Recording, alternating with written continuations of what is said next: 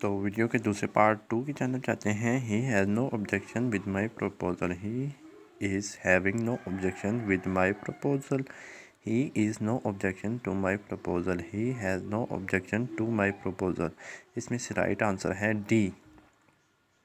He has no objection to my proposal. Objective number 34 पे आते हैं। 2 legs of chair are broken.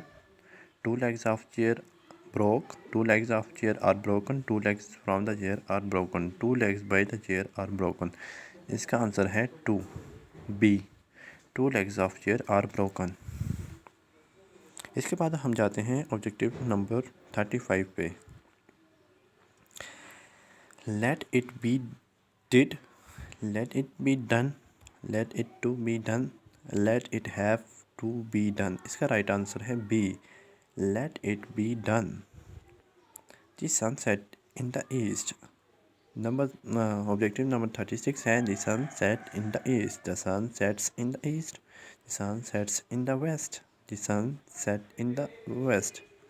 इसका number 3 है सी। The sun sets in the west। Objective number 37 पे जाते हैं। It was I who knocked at the door। It was me who knocked at the door। It was I who knocked by the door। I who knocked from the door। Objective number A इसका right answer है 37 का right answer. It was I who knocked at the door।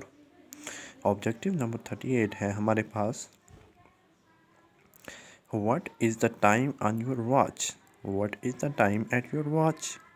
What is the time by your watch? What is the time in your watch? इसका right answer है सी। What is the time by your watch? इसके बाद आते हैं objective number 39 पे। I hope so कि आपको understanding हो चुकी होगी कि हम क्या करना चाहते हैं इन सेंटेंस में। इसमें से हमने ग्रामेटिकली करेक्ट आंसर चूज़ करके बताना होता है। Grammatically choose the correct answer ये आता है PMA के नर्सिंग टेस्टिंग पैटर्न में से, इंग्लिश के पार्ट्स के सेक्शन में से है। ऑब्जेक्टिव नंबर 39 पे आते हैं। He has been a man of principle. He is a man of principle. He is a man of principle. He is a man in principle. इसका राइट आंसर है he is a man of principle. This is my pen. Objective number 40 पे जाते हैं। इसका objective number A को discuss करते हैं। This is my pen. This pen is mine. This is mine pen. This pen is mine. इसका objective का right answer है D. This pen is mine. फिर उसके बाद हम आते हैं ऑब्जेक्टिव नंबर 41 पे। Do you beating by anybody. Do you were beating by anybody. Did anybody beating you? Did anybody beat you? इसका राइट आंसर है D. Did anybody beat you? फिर उसके बाद आते हैं नेक्स्ट पोर्शन की तरफ, इंग्लिश के पार्ट सेक्शन की तरफ। Objective number 42। Choose the correct spelling. Facility के करेक्ट स्पेलिंग है FACILITY। FICILITY।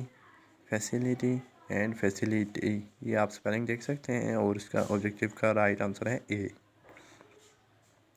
फिर इसके बाद हम आते हैं ऑब्जेक्टिव नंबर 43 पे। इसका राइट आंसर है बी।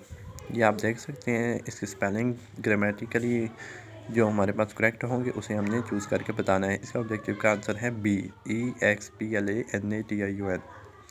फिर उसके बाद हम आते हैं ऑब्जेक्टिव नंबर 44 पे। वेदर की करेक्ट स्पेलिंग है WHETHER। फिर उसके बाद आते हैं ऑब्जेक्टिव नंबर 45 पे। नेबर की करेक्ट स्पेलिंग है हमारे पास डी। NEIGHBOUR। फिर उसके बाद आते हैं ऑब्जेक्टिव नंबर 46 पे। एक्सक्लेमेशन, इसके राइट आंसर है ए। ये आप देख सकते हैं, बकाया और भी ऑब्जेक्टिव और इसमें देख सकते हैं कि सारे रॉन्ग हैं, सिर्फ एक ही इसका आंसर राइट है। फिर उसके बाद हम आते हैं ऑब्जेक्टिव नंबर 47 पे। मैरिज की करेक्ट स्पेलिंग है MARRIAGE।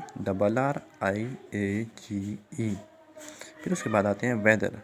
मतलब मौसम कैसा है। इसकी इंग्लिश की स्पेलिंग है WEATHER। ये ऑब्जेक्टिव नंबर ए इसका राइट आंसर है। फिर उसके बाद आते हैं ऑब्जेक्टिव नंबर 49 पे। हैंडकरचिफ, इसके राइट आंसर है ए, HANDKERCHIEF। फिर उसके बाद आते हैं ऑब्जेक्टिव नंबर 50 पे। कमांडर मतलब सरबराह, फौज का सरबराह। कमांडर के करेक्ट स्पेलिंग है COMMANDER। बकाया और जितने भी स्पेलिंग हैं वो रॉन्ग हैं।